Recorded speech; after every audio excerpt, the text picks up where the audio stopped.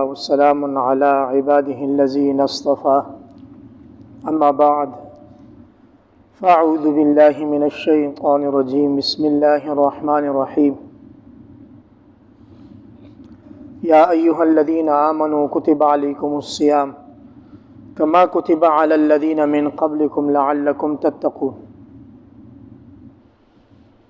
وروي عن النبي صلى الله عليه وسلم أنه قال وهو شهر أوله رحمة وأوسطه مغفرة وآخره عتق من النار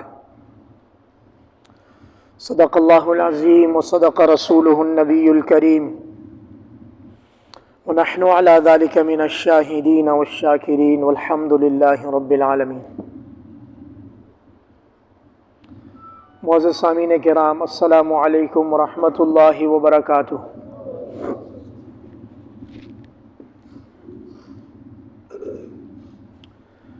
شعبان المعظم کا آخری جمعہ ہم ادا کرنے کے لیے مسجد میں حاضر ہوئے ہیں۔ اللہ رب العزت کی توفیق، اللہ کے فضل و کرم اور احسان سے انشاءاللہ ثم انشاءاللہ اگلا جمعہ ہم رمضان المبارک میں ادا کریں گے۔ رمضان المبارک کی تیاری کرنے والے رجب کے مہینے سے شروع کر دیتے ہیں۔ رجب کا چاند دیکھتے ہی وہ رمضان المبارک کی برکتیں، اس کی روحانیت اور رمضان المبارک کی نسیم کے جھونکے، خوشبو والی ہوائیں محسوس ہو جاتی ہیں۔ ہم لوگوں نے بھی اپنے طور پر کوشش کی، آپ حضرات کے گوش گزار کرتا رہا کہ رمضان المبارک قریب ہے، اس سے پہلے یہ کر لیں، یہ کر لیں، یہ کر لیں، یہاں تک کہ آج ہم شعبان کا آخری جمعہ ادا کرنے چلے ہیں۔ اللہ کریم آسان فرما دے۔ میری دعا ہے کہ اللہ پاک صحیح درست بات درست طریقے سے کرنے کی اور اس پر عمل کرنے کی توفیق عطا فرما دے۔ معاملہ یہ ہے کہ 11 مہینے اللہ رب العزت نے انسان کو کوئی خاص پابندی نہیں لگائی گئی، نہ اس کو خاص ترغیب دی گئی کہ آپ 11 مہینے یہ کریں وہ کریں، لیکن رمضان المبارک کے مہینے میں اللہ رب العزت اپنے بندوں سے اپنی بندگی کا تقاضا اور ڈیمانڈ کرتے ہیں کہ میرے بندے اس ایک مہینے میں زیادہ سے زیادہ میری بندگی اور میرے احکام کی بجا آوری قدر زیادہ کر لے، اس مقدار میں تھوڑا اضافہ کر دے۔ یہی وجہ ہے کہ جناب نبی کریم صلی اللہ علیہ وسلم کی ایک حدیث، بہت پیاری حدیث، جناب سلمان فارسی رضی اللہ تعالیٰ عنہ سے مروی ہے۔ وہ فرماتے ہیں کہ نبی کریم صلی اللہ علیہ وسلم ایک دفعہ شعبان کے آخری دن، شعبان کے آخری دن، یعنی وہ یا تو 29 شعبان تھی یا 30 شعبان تھی، حضور صلی اللہ علیہ وسلم ممبر پر جلوہ افروز ہوئے اور حضور نے ہم سے فرمایا قد اظلکم شہر عظیم شہر مبارک، لوگو ایک بہت ہی عظمت والا مہینہ تم پر سایہ فگن ہو گیا، بادل کی طرح تم پر چھا گیا اور تمہارے گھروں میں آن پہنچا۔ قد اظلکم شہر عظیم شہر مبارک۔ اب دیکھتے جائیں، یہ زبان نبی ہے اور اس کے اندر سے کیسے موتی بکھیرے جا رہے ہیں۔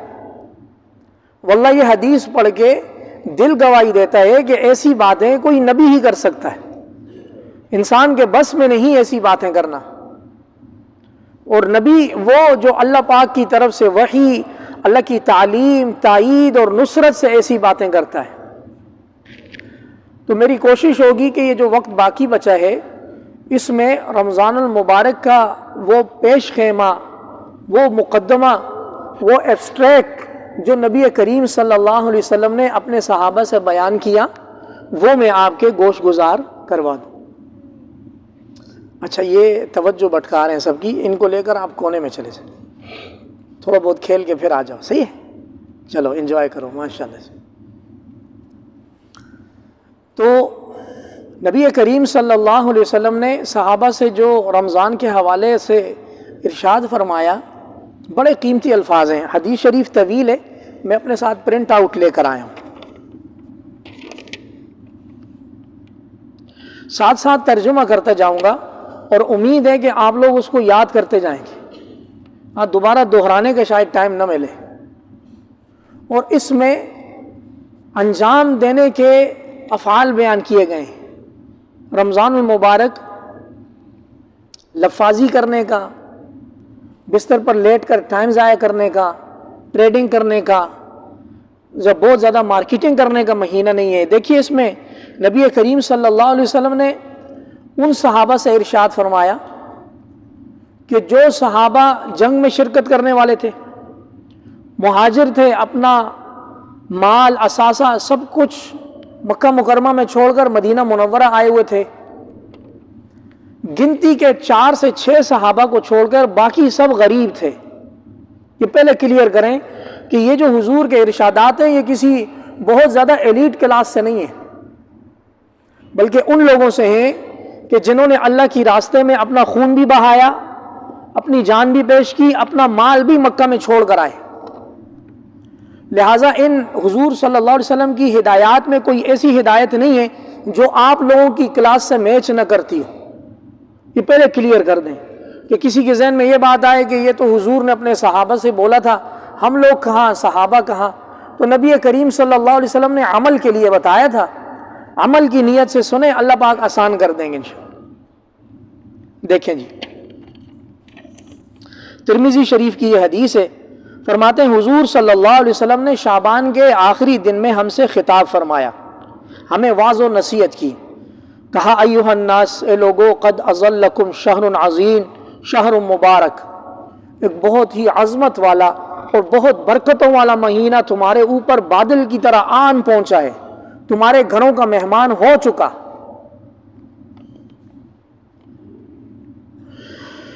وفیہ لیلۃ خیر من الف شہر، اس میں ایک رات ایسی آئے گی جو 1000 راتوں سے بہتر ہے۔ دیکھ رہے ہیں یہ حضور صلی اللہ علیہ وسلم کی زبان نبوت کے موتی ہیں، مہینہ مبارک کی بات شروع کی اور فوراً اس میں اس رات کی طرف توجہ دلائی، خیر من الف شہر، ایک رات 1000 مہینوں سے بہتر رات ہے۔ اس کو سنتے ہی انسان کے دل میں شوق پیدا ہوتا ہے کہ یار وہ ایسی کون سی پیکج والی رات ہے کہ جس رات کی ایک عبادت 1000 مہینوں کی عبادت کے برابر ہو جائے گی۔ یہ نبوت کا طرز تعلیم ہے۔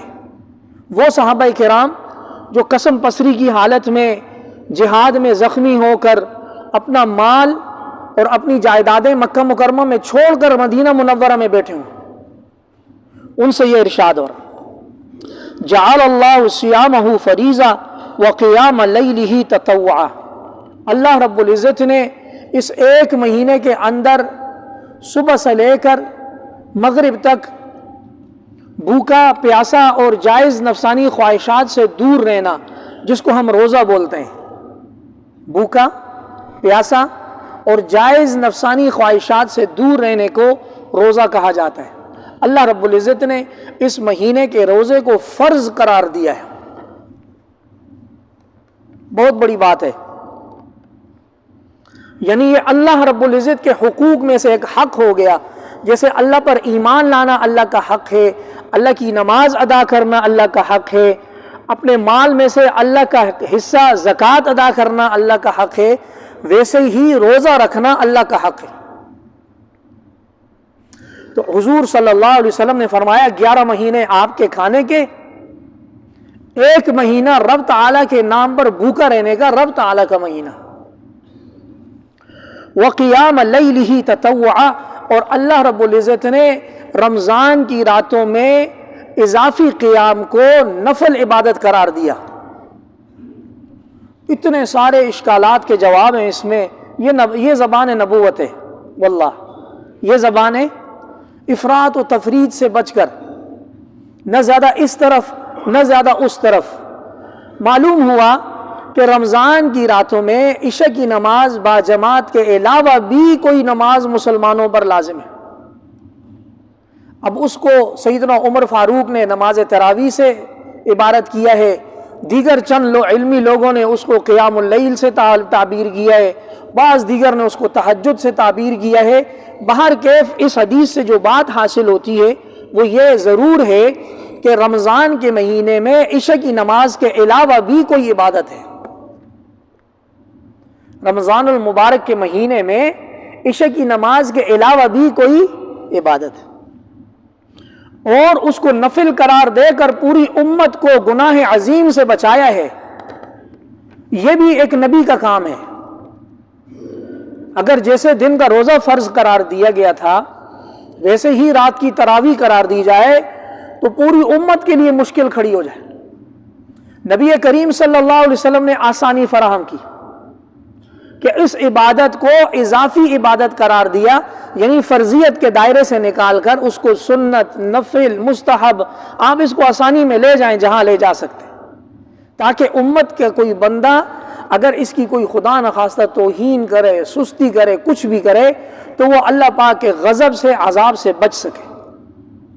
بات سمجھ آ رہی ہے؟ بڑی قیمتی باتیں ہیں نبی کریم صلی اللہ علیہ وسلم کی۔ من تقدم فیہ بخصلۃ من الخیر کان کمن ادی فریضۃ فیما سوا، کوئی شخص اس مہینے میں کوئی ادنا نیکی کرے، فرض سے ہٹ کر چھوٹی سی بھی نیکی کرے، اس کی مثال ایسی ہے کہ جیسے غیر رمضان میں اس نے ایک فرض ادا کیا۔ صحیح ہے؟ اب سوال آتا ہے کہ اس مہینے میں اگر کوئی فرض پڑے گا تو کیا ملے گا؟ چلو جی سماعت فرمائیں۔ وَمَنْ أَدَّى فَرِيضَةً فِيهِ كَانَ كَمَنْ أَدَّى 70 فَرِيضَةً فِيمَا سِوَاهُ، اس مہینے میں ایک فرض ادا کرنا ایسا ہے کہ جیسے کہ غیر رمضان میں 70 فرض ادا کرنا۔ گویا ایک کا 70 ریٹ لگ گیا اللہ رب العزت کے دربار سے کہ جو ایک فرض ادا کرے گا، ایک فجر کی نماز ادا کرے گا، اس کو 70 فجر کی نمازوں کا ثواب ملے گا۔ کوئی ایک فجر کی نماز جماعت سے ادا کرے گا، اس کو 70 فجر کی نمازیں جماعت سے ادا کرنے کا ثواب ملے گا۔ فجر کا میں اس وجہ سے کہہ رہا ہوں کہ امت فجر میں سوئی رہتی ہے۔ رمضان المبارک کے مہینے میں سحری کی برکت سے دن بھر بھوکا پیاسا برداشت رہنے کی وجہ سے امت جاگنے میں چستی دکھاتی ہے۔ چنانچہ اس ساری بات کا حاصل یہ ہے کہ سحری کھانے کے بعد بستر کی طرف نہ جائیں۔ برے صغیر میں رمضان المبارک کے مہینے میں فجر کی نماز عام دنوں کی نسبت جلدی ادا کی جاتی ہے، یعنی فجر کی اذان ہوئی، اس کے بعد آپ نے اس سے پہلے یا اس کے بعد وضو کیا، 2 رکعت نماز سنت ادا کیے اور بس وہاں فجر کی جماعت تیار ہوتی ہے۔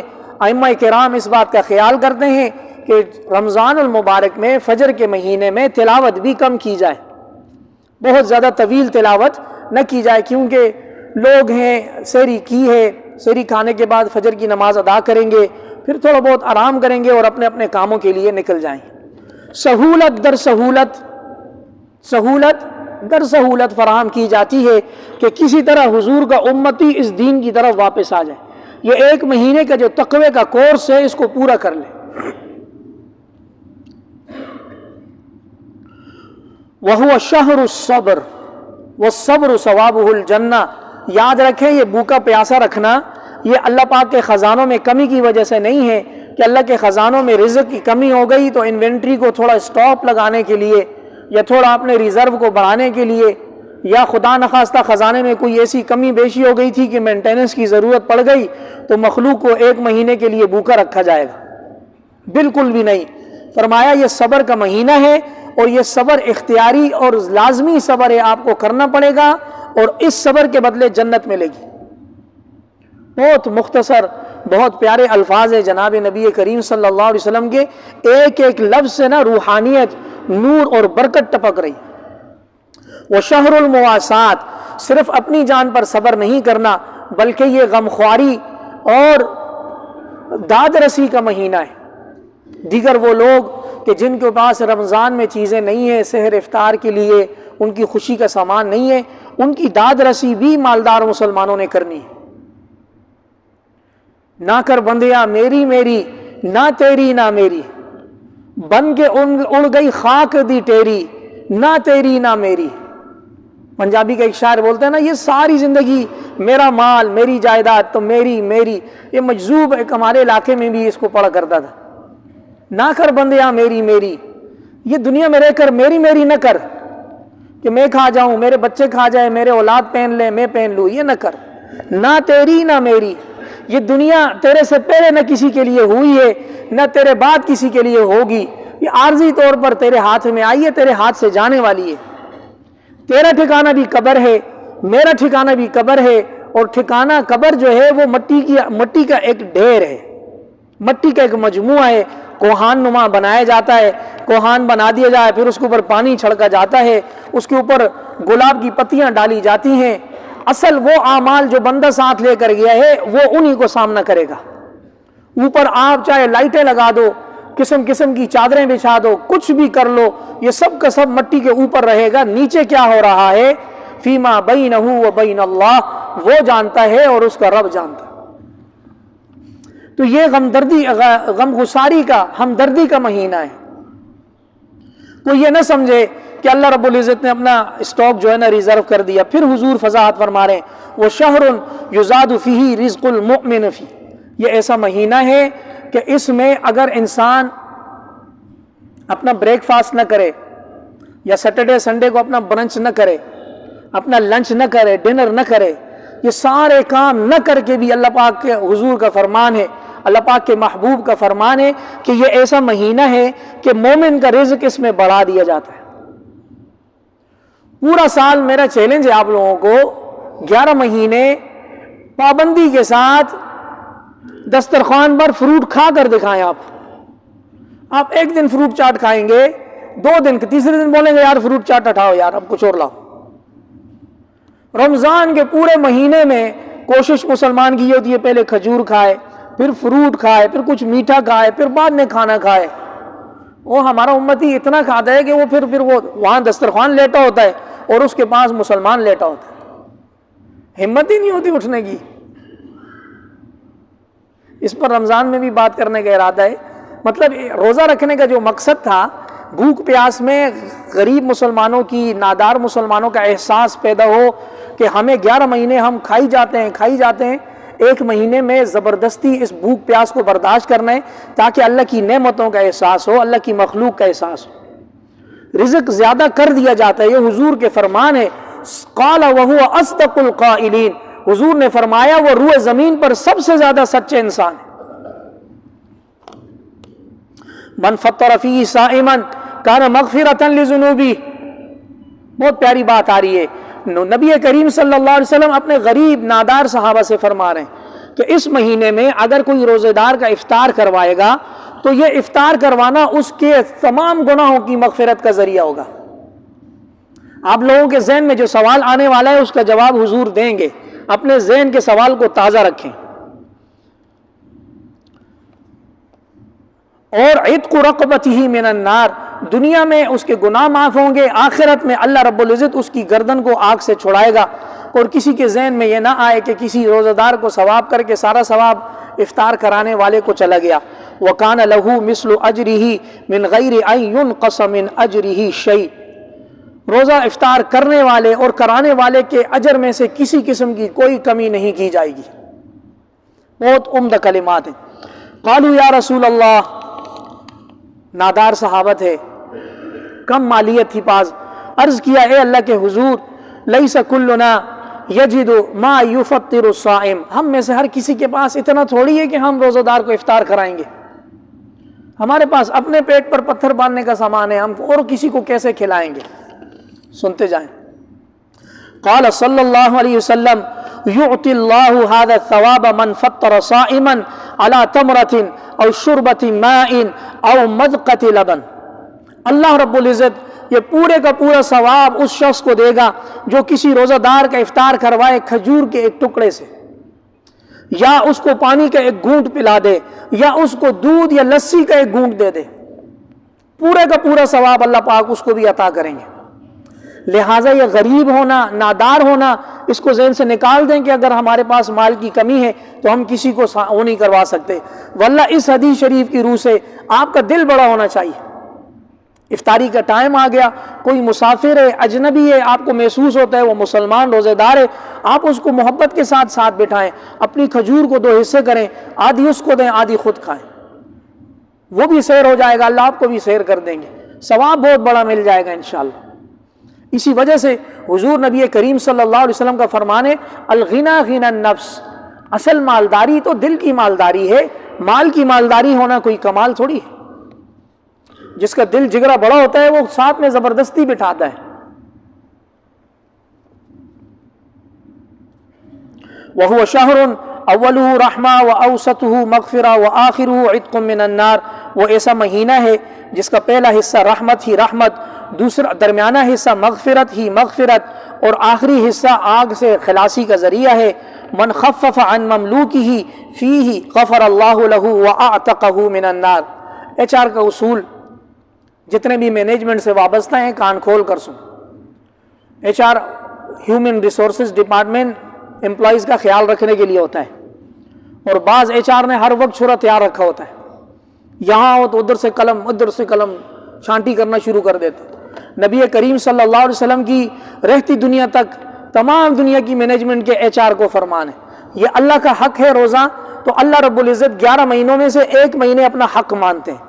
فرمایا اس مہینے میں اپنے ماتحت لوگوں کے بوجھ میں سے اگر کوئی کم کرے گا تو اللہ رب العزت اس کی مغفرت فرمائیں گے اور اس کی گردن کو آگ سے نجات عطا فرمائیں گے۔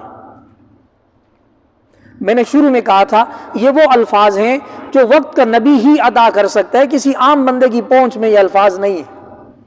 صلی اللہ علیہ وسلم فرمایا جو اپنے ماتحت لوگوں کے کام میں آسانی کرے گا، ملازمین ہو، ڈرائیور ہو، گارڈ ہو، گھر میں کھانا پکانے والا کک ہو، ماسی ہو، کوئی بھی آپ کے ماتحت آتا ہے، اس کی ٹائمنگ میں اس کے کام میں آسانی پیدا کرنے کی کوشش کریں، اس پر بہت بڑی اللہ پاک کی طرف سے یہ فضائل ہیں۔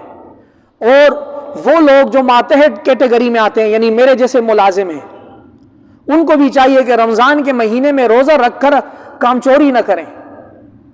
روزہ رکھا اللہ کے لیے اور کمپنی کی طرف سے دیے گئے جو کام ہے اس میں سے ہم کام چوری کرنا شروع کر دیں تو ایسے روزے کی اللہ تعالیٰ کو ضرورت نہیں ہے۔ اللہ تعالیٰ کو اس روزے کی ضرورت ہے، اللہ تعالیٰ اس روزے کے قدردان ہے جو سر سے لے کر پاؤں تک پورے جسم کا روزہ ہوگا، تمام غیر کاموں سے ناجائز کاموں سے اپنے آپ کو بچائے گا، صرف بھوکا پیاسا اور نفسانی خواہشات سے دور رہنے پر روزہ تو ادا ہو جائے گا، جو فضائل ہیں وہ نہیں ملیں گے۔